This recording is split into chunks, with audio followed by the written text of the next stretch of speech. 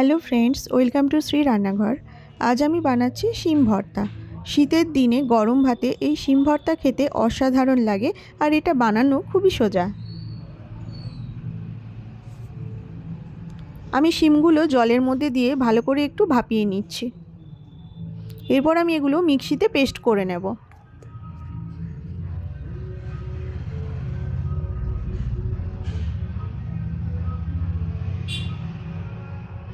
এবার আমি পেঁয়াজ কুচিয়ে নিয়েছি, একটু ধনেপাতা কুচিয়ে নিয়েছি, 3-4 মতো রসুন কুচিয়ে নিয়েছি, একটু কাঁচা লঙ্কা আর একটু টমেটো কুচিয়ে নিয়েছি।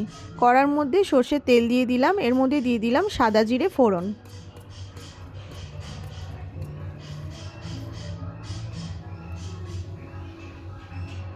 ফোড়নটা ভাজা হয়ে গেলে এবার আমি দিয়ে দেবো রসুন কুচি।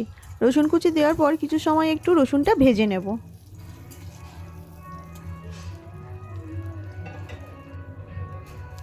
এরপর আমি এতে দিয়ে দিলাম পেঁয়াজ কুচি আর কাঁচা লঙ্কা কুচি।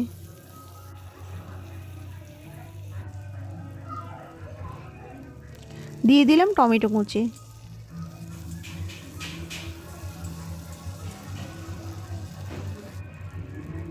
এবার দিয়ে দিলাম কাশ্মীরি লঙ্কা গুঁড়ো, দিয়ে দিলাম হলুদ গুঁড়ো, দিয়ে দিলাম স্বাদ অনুযায়ী লবণ। মশলাটা ভালোভাবে ভেজে নেব।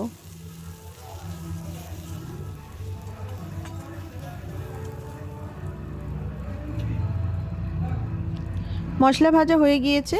এবার আমি বেটে রাখা যে শিমটা সেটা আমি দিয়ে দিলাম মশলার উপরে। শিমটা দিয়ে ভালোভাবে আমি মশলার সাথে শিম বাটাটা ভালোভাবে মিশিয়ে নেব।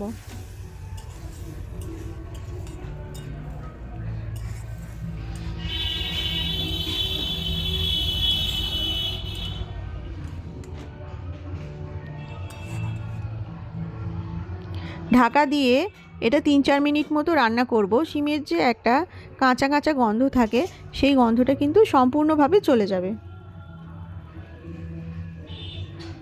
শিম বাটাটা একদম রেডি হয়ে গিয়েছে। আমি ওপর থেকে এখন ধনেপাতা কুচি ছড়িয়ে দিচ্ছি।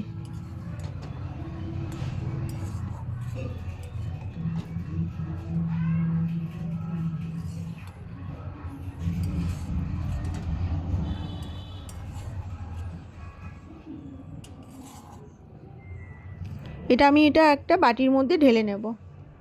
ওপর থেকে কাঁচা সর্ষের তেল ছড়িয়ে দিচ্ছি আর গার্নিশিংয়ের জন্য একটা কাঁচা লঙ্কা রেখে দিচ্ছি।